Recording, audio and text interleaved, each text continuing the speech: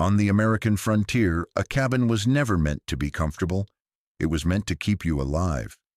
That distinction mattered especially in places like northern Minnesota, where winter did not negotiate. Men built fast because speed meant shelter before snow. Logs were cut green because waiting for dry timber was a luxury few could afford.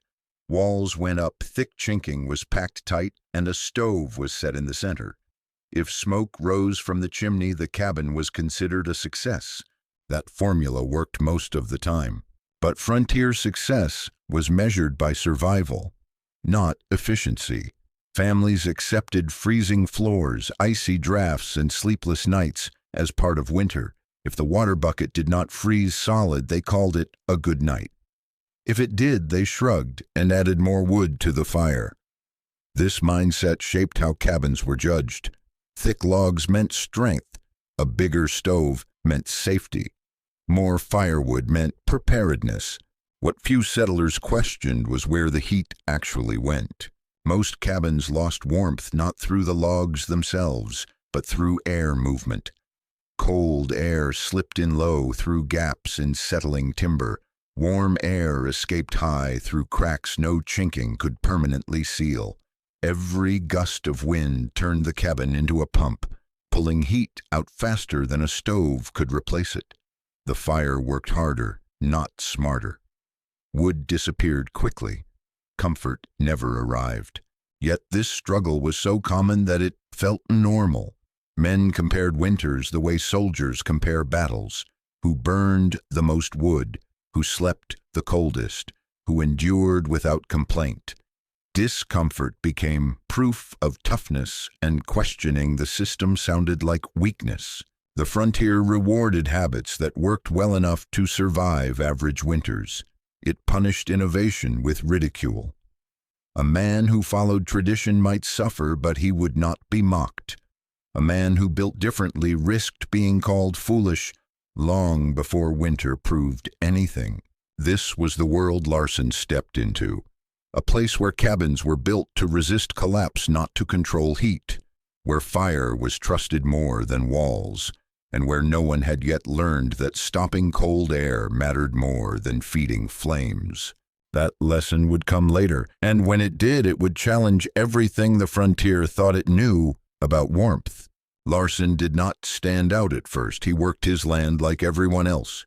He cut trees, hauled logs, and raised his cabin before the snow came.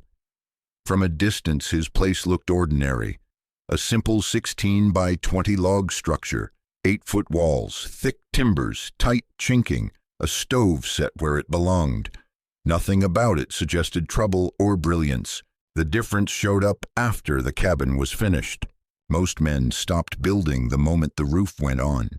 Winter was coming, and survival work shifted from construction to firewood, food, and repairs. Larsson did the opposite. Instead of moving his family in and calling the job done, he started building again, not upward, outward. Neighbors watched him set light framing 2 feet away from his completed log walls. Not logs, not heavy timbers, just simple uprights and rails a single man could lift and cut. It made no sense. The cabin was already strong, already thick, already warm enough by frontier standards. Larsson did not argue. He did not explain much. He worked slowly, carefully, measuring and checking his lines. He had learned long ago that convincing people wasted time. Results didn't. He came from a colder place than Minnesota. Not colder in temperature, but colder in thinking. In Norway, winter punished waste. Fuel was not cheap. Wood did not grow fast. Heat had to be kept, not chased.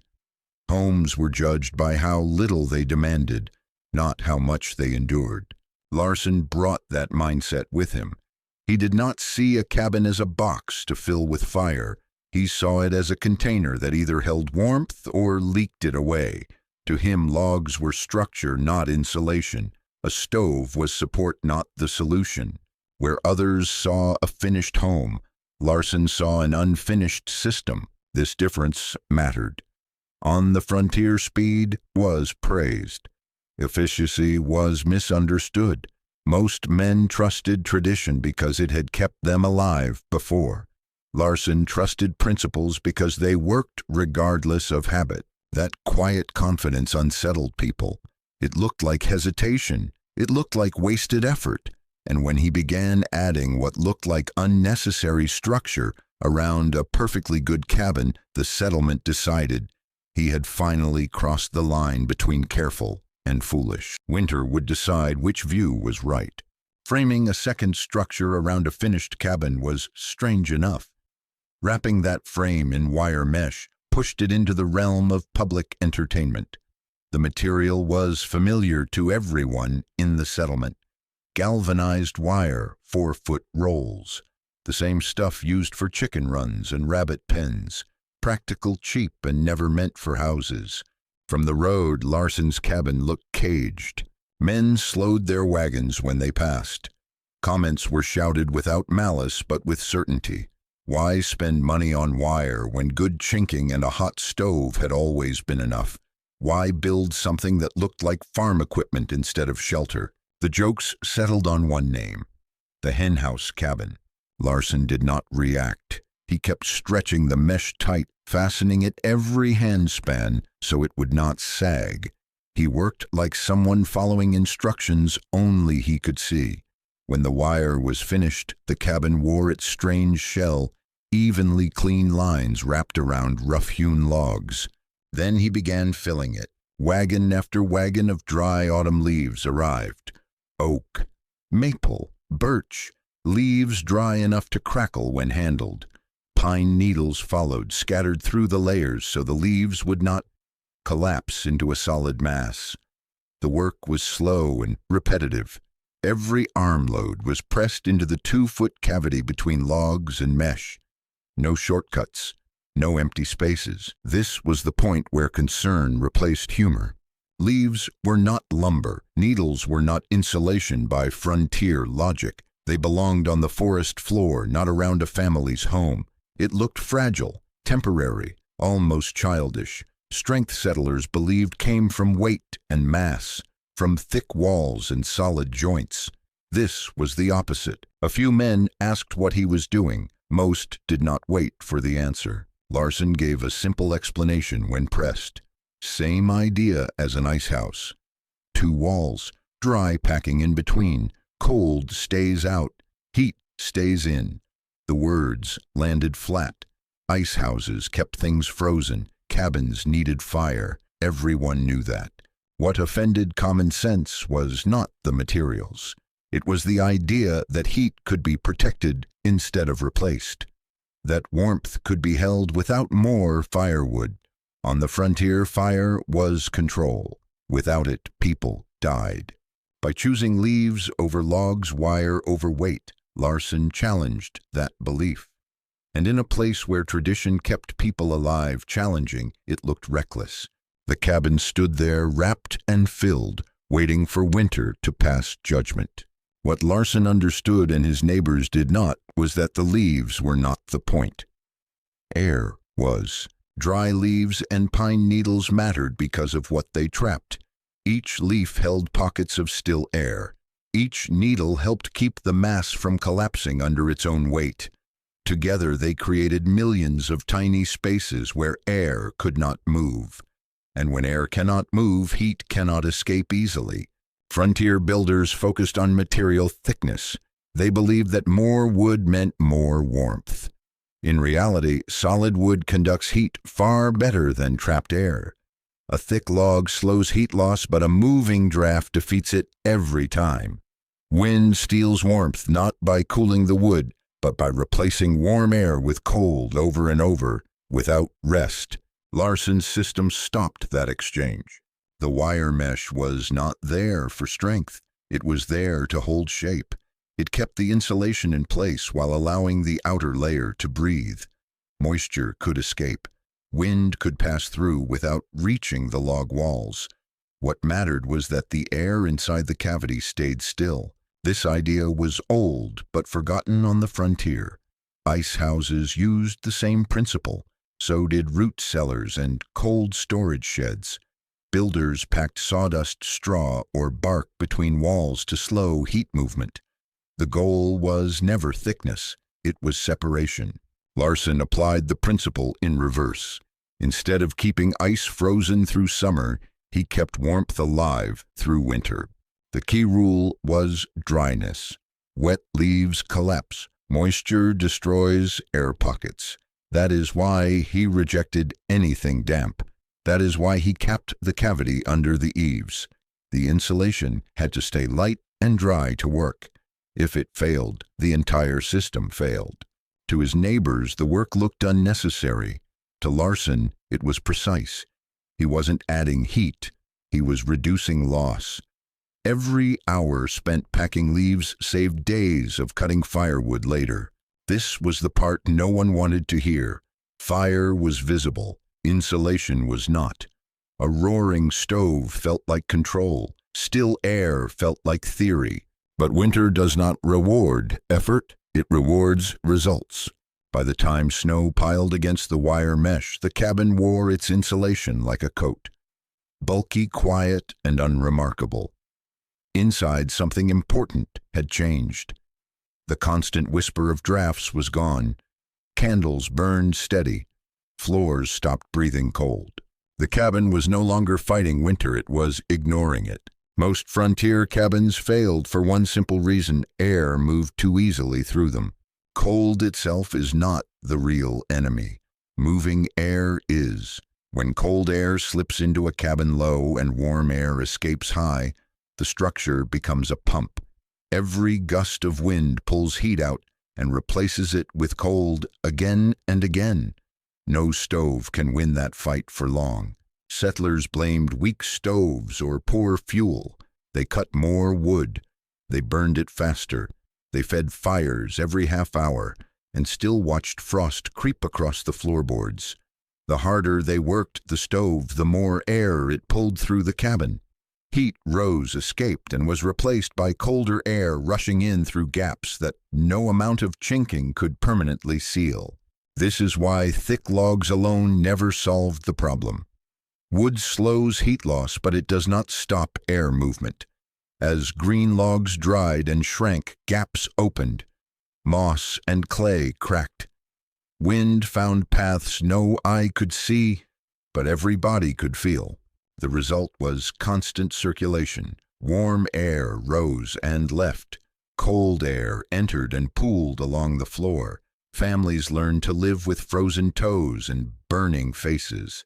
They slept near the stove, not because it was comfortable, but because it was survivable. Larsson looked at this and saw waste. He understood that adding heat without stopping loss was like pouring water into a leaking bucket. The problem was not how much fuel went in.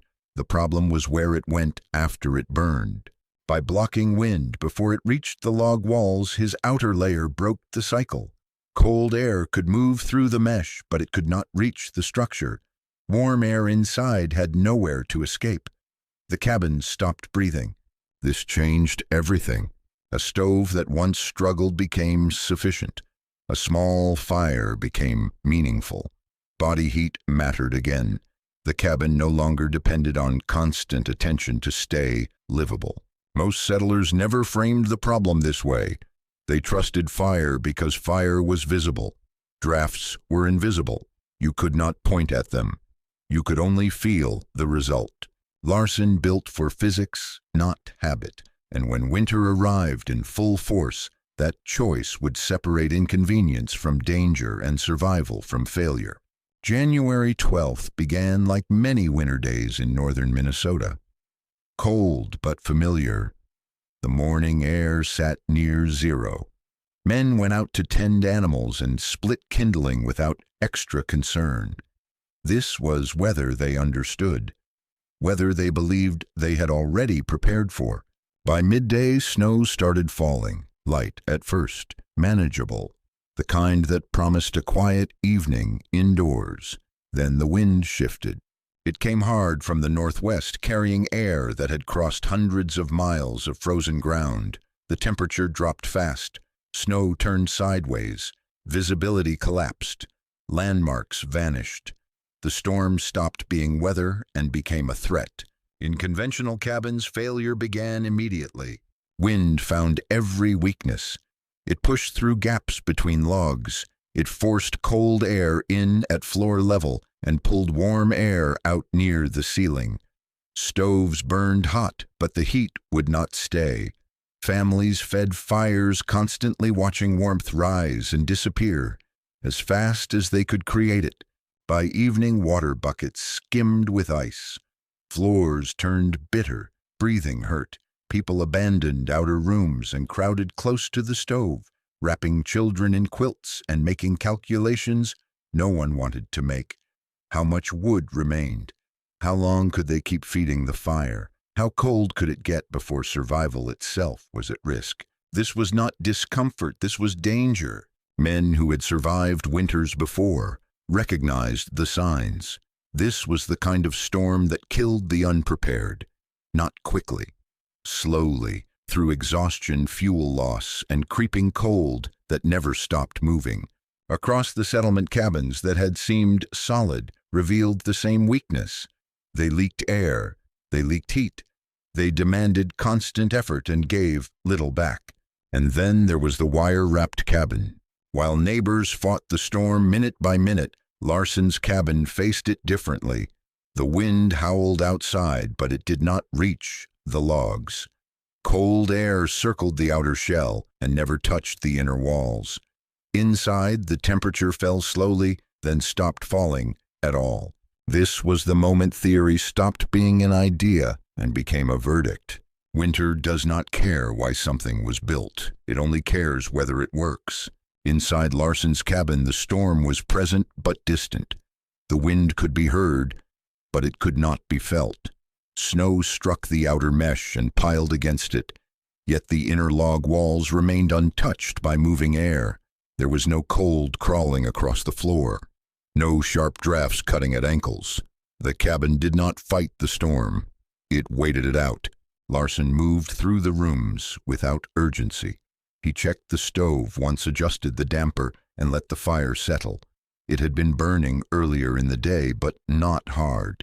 Now it was banked, doing little more than holding its own warmth. He did not feed it every half hour. He did not hover over it. There was no need. His children slept in their beds, not wrapped in every blanket they owned, just wool covers pulled up to the chin. The dog lay curled at their feet, more habit than necessity. No one huddled around the stove. No one wore coats indoors. On the bedroom wall, a simple spirit thermometer hung from a nail driven into the log. Larsson had placed it there on purpose, away from the stove, away from bodies. It showed the temperature the family actually lived in, not the heat of a firebox. As the night deepened and the storm reached its full strength, the reading barely moved. Outside, the air dropped to 10 below zero. Inside the bedroom, the thermometer held near 15 above, 25 degrees warmer than the killing cold outside, sustained by nothing more than residual heat and the bodies of 2 adults, 2 children, and a dog. This was the difference insulation made. The leaves did not create heat. The wire did not block cold. The system simply prevented loss. Heat produced during the day stayed where it belonged. Body heat mattered again. Small fires mattered again. Energy stopped being wasted. While neighbors burned through their woodpiles in a losing battle, Larsson's stove worked at a calm pace. Each split log delivered its full value instead of being pulled out through cracks and drafts. Inside the wire-wrapped cabin, the storm tested the system and found nothing to exploit. The walls did not breathe. The air did not move. The temperature held.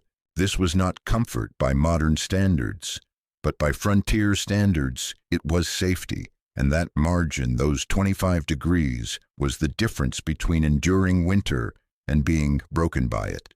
On paper, 25 degrees does not sound dramatic. It is not the difference between summer and winter. It does not turn a cabin into a warm house. But on the frontier, 25 degrees meant survival without panic. At 10 below zero, a human body begins to lose heat fast. Fingers go numb.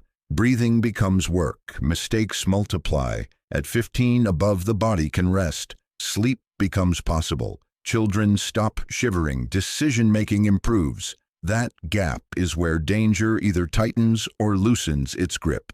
In the wire-wrapped cabin, that margin changed the night. Larsson's family did not spend the storm watching the fire. They slept. They woke rested. They did not burn furniture. They did not measure the night in how often someone had to get up and feed the stove.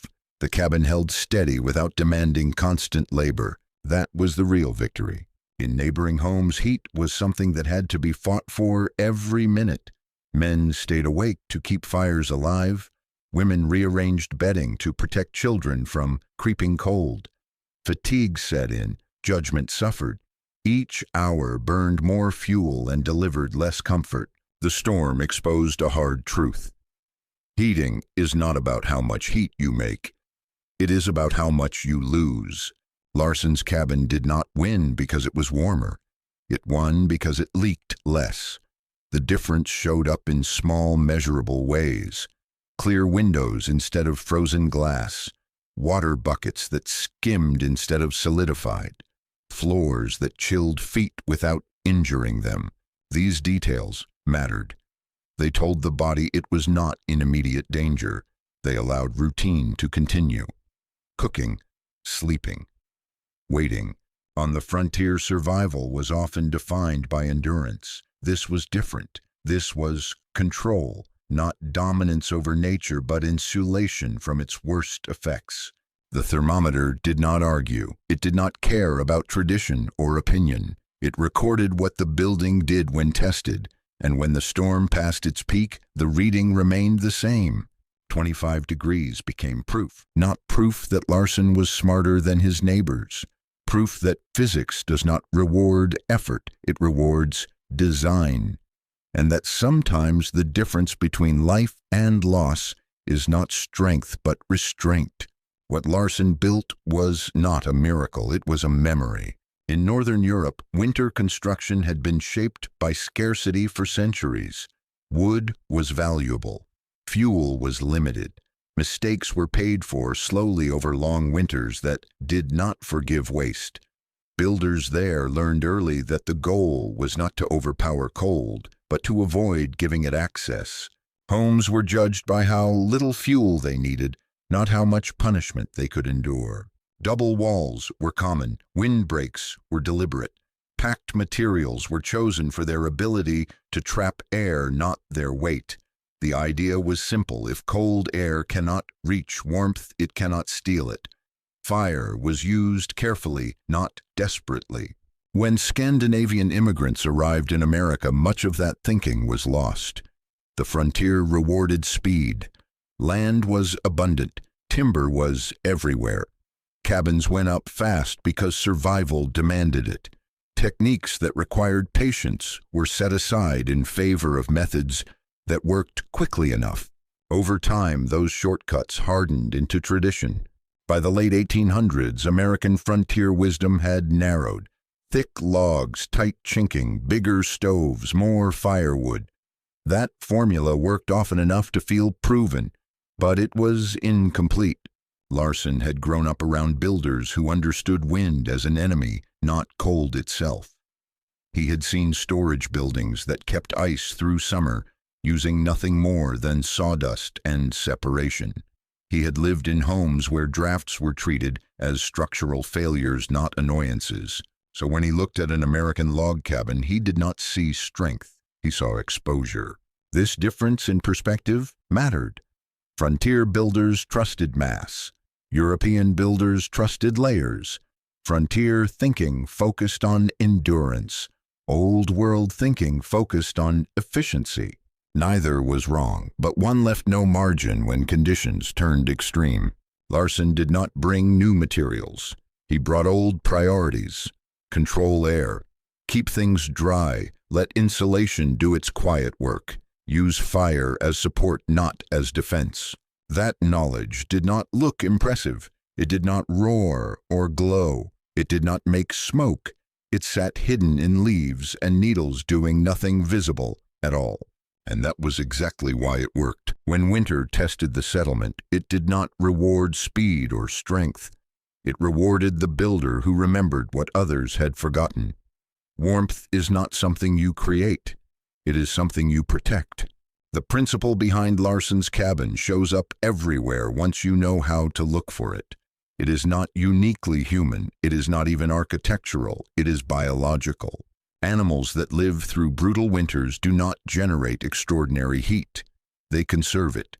Fur is not warm because it is thick. It is warm because it traps still air. Down feathers work the same way. Millions of tiny pockets stop air from moving, and movement is what steals heat. Ice houses followed the same rule in reverse. For decades, builders across the northern states had preserved ice through summer heat, using double walls packed with sawdust, straw, or bark. The ice did not stay frozen because the walls were heavy. It stayed frozen because heat could not reach it easily. Air was trapped. Movement was stopped. Time slowed. Larsson recognized the symmetry. If dead air could protect ice from July, it could protect people from January. This way of thinking was rare on the frontier because it felt passive. Frontier culture valued action, cutting wood, feeding fires, doing something visible. Insulation felt like waiting, like trusting something you could not see. But nature favors systems that work quietly. The leaves around Larsson's cabin did not fight the storm. They did not block it outright. They let wind pass through without letting it touch what mattered. That separation was everything. It turned violent motion into harmless noise. Once you understand this, many frontier failures make sense. Cabins were not losing heat because stoves were weak. They were losing heat because walls were exposed. Fire was being asked to solve a structural problem it was never meant to fix. Larsson flipped that equation. Structure solved the problem first. Fire became support instead of emergency. This is the universal law of warmth. You do not beat cold by producing more heat. You beat it by reducing exchange. Control the boundary and small heat sources become enough. Ignore the boundary and no amount of fire will save you. The frontier learned this lesson the hard way, one storm at a time. Larsson learned it before the storm arrived, and when winter tested every building in the settlement, his cabin performed like an ice house, working in reverse, quiet, steady, and indifferent to the chaos outside. Physics does not care where you learned it. It only cares whether you respected it. Morning did not bring relief. It brought clarity. When the storm eased enough for people to step outside, the settlement looked exhausted. Snow lay piled against cabin walls. Chimneys smoked weakly from fires that had burned all night and given little in return. Men moved slowly, stiff from cold and lack of sleep, their faces carrying the dull focus of people who had spent hours fighting something they could not control. Inside most cabins, the evidence was impossible to miss. Ice coated the inside of windows. Frost traced the outlines of log joints. Water buckets placed near stoves had frozen solid anyway. Floors were so cold that boots stayed on indoors. Families stood close together, speaking little, conserving energy. These buildings had survived the storm, but just barely. They had demanded everything their occupants could give. Then people stepped into Larsson's cabin. The difference hit immediately, not as heat, but as absence. No bite in the air, no sting in the fingers. Breath did not fog. Coats felt unnecessary within seconds. The temperature was not warm, but it was stable, calm. The bedroom told the clearest story. The thermometer still hung on the log wall. Its reading had barely changed through the night. Water in the bucket showed only a thin skin of ice. The floor felt cool, not dangerous. Nothing dramatic had happened inside this cabin, and that was the point. While others had fought their buildings hour by hour, Larsson's home had done its job without attention. No furniture burned, no desperate calculations, no children shaken awake to add wood to a failing fire. Proof like that does not invite debate. Frontier people respected results. You could argue theory all day, but a warm room after a killing storm settled the matter. Men who had laughed in October stood quietly now, looking at wire mesh and leaves with new eyes. The storm had tested every structure the same way. Only one had passed without struggle. That morning marked a shift, not in pride, but in understanding. Survival was no longer about who worked hardest through the night. It was about who had built something that did not need to be fought. The cabin had spoken for itself. By midday, the road to Larsson's cabin showed fresh tracks. Men came one at a time, at first, then in small groups. No jokes this time, no raised voices, just quiet questions from people who had learned something the hard way. Sam Rohr arrived with cracked knuckles and red eyes. He had burned more wood in one night than he planned to use all week. Elias Hardwick followed later, the confidence he usually carried, left behind with the heat from his own failing cabin. They did not come to criticize. They came to understand. Larsson did not celebrate. He invited them inside. He showed them the outer frame, the way it stood independent from the log walls. He pointed to how the mesh was fastened tight, close enough to hold weight without sagging. He pulled back the inspection gaps at the base, so they could see the dry leaves and pine needles still loose and clean. No rot, no moisture, still air trapped and working. There was no lecture, just explanation. He spoke about wind first, about how cold air moves and warm air escapes, about why fire alone cannot solve that problem. He explained why the cavity had to be wide enough to matter, but not so wide that the insulation settled. Why dryness mattered more than material. Why the top had to be capped, but not sealed airtight. The questions turned practical fast. How long did it take? How much did it cost? Could it be added to an existing cabin? Larsson answered plainly. The lumber was cheap. The wire cost less than a winter's worth of extra firewood. The leaves were free if you gathered them dry. The work took time, but not special skill. Retrofitting was possible, but harder than building it right the first time. What surprised the men most was how little of it depended on money. This was not a rich man's solution. It was a patient man's solution. The frontier respected that. By evening, the tone of the settlement had shifted. The hen house was no longer a joke. It was a case study.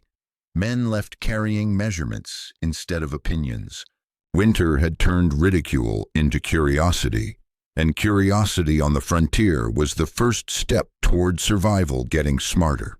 Once curiosity replaced doubt, the questions became practical. Frontier men were not interested in clever ideas unless those ideas could be built with their own hands using what they already had. Larsson's method passed that test. The outer frame used ordinary lumber, uprights spaced 16 inches apart, rails cut with the same saws everyone owned. Nothing custom, nothing delicate. A single man could raise it with time and patience. 2 men could do it faster.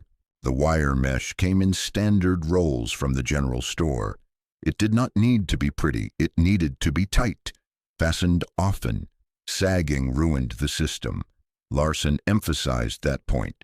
If the mesh bowed, the insulation would settle. Gaps would form. Air would move. The system would fail. The insulation itself was the easiest part. Leaves were everywhere in autumn. Pine needles covered the forest floor. The rule was simple dry only. Anything damp was rejected. Anything decaying was useless. The goal was lightness, not compression. Pack firmly but not hard. Leave the air trapped. The time investment surprised people. The outer frame could go up in 3 to 5 days. The mesh took another day or 2. Filling the cavity took longer, but it could be done gradually. No rush, no deadline. Each wagon load added value. Cost mattered. The total expense came in lower than what many families spent on extra firewood during a single bad winter. After that, the savings repeated every year. Less cutting, less hauling, less exhaustion. Retrofitting existing cabins was possible. Harder but doable. Some men planned partial systems, windward walls first, bedrooms before kitchens, improvements layered over time instead of rebuilt all at once. That flexibility mattered. Frontier families rarely had the luxury of starting over. What Larsson proved was not just that the method worked, but that it fit frontier reality. No special tools, no rare materials, no dependence on wealth, only planning, patience, and respect for how heat actually behaves. Once men understood that the idea stopped being strange, it became useful. And on the frontier, usefulness is what turns ideas into tradition. Fire teaches urgency. It demands attention. Feed it, watch it, tend it. On the frontier, that felt like control. When cold pressed in, men answered with more flame. The habit ran deep, and it shaped how cabins were built and judged. But fire never taught the full lesson. Fire can make heat, but it cannot decide where that heat goes. That decision belongs to the walls, to the gaps you allow, to the air you fail to stop. A stove can only work with what the structure gives it. Ask it to fight leaks, and it will lose no matter how hard you work. Larsson's cabin exposed that truth without argument. His stove was not special. It was the same sheet iron box everyone else used. His firewood was ordinary. His success came from changing the problem the fire had to solve. Instead of fighting cold air, pouring in the stove only had to replace slow, steady losses. That is a winnable task.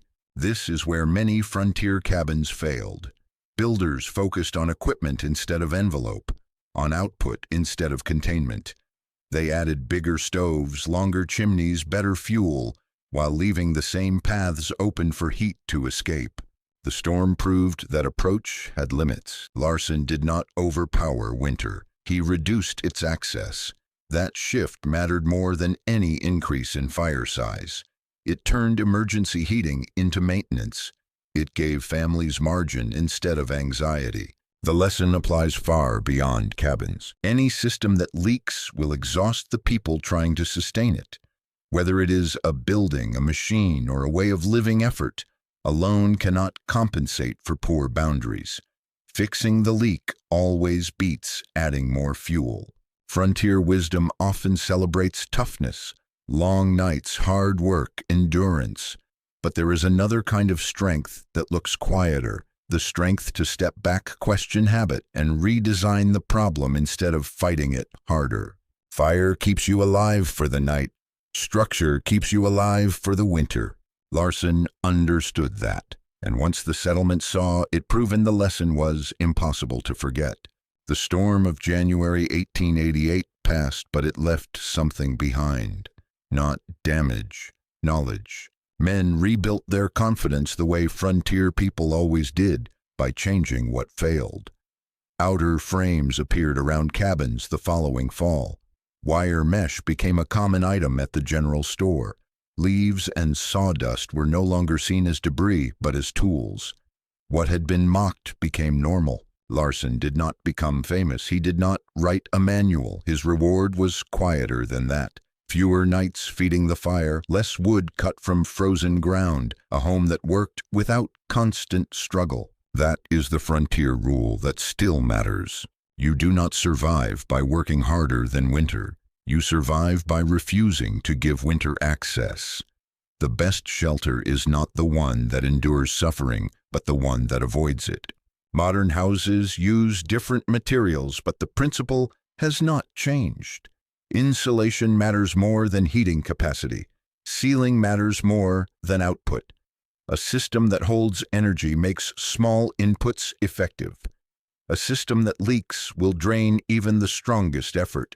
The frontier learned this lesson through pain, through nights of burning furniture, through frozen floors and coughing children, through storms that turned tradition into liability. Larsson simply listened to physics instead of habit. That is why his cabin mattered, not because it was clever, not because it was different, but because it worked when it had to. The spirit of the frontier was never about bravado. It was about adaptation. taking what exists, understanding it deeply, and shaping it to serve life instead of fighting death. That spirit still applies, whether you are building a cabin, running a system, or just trying to make something last through hard seasons. The rule remains the same. Fix the boundary first, then add heat. Everything else is noise.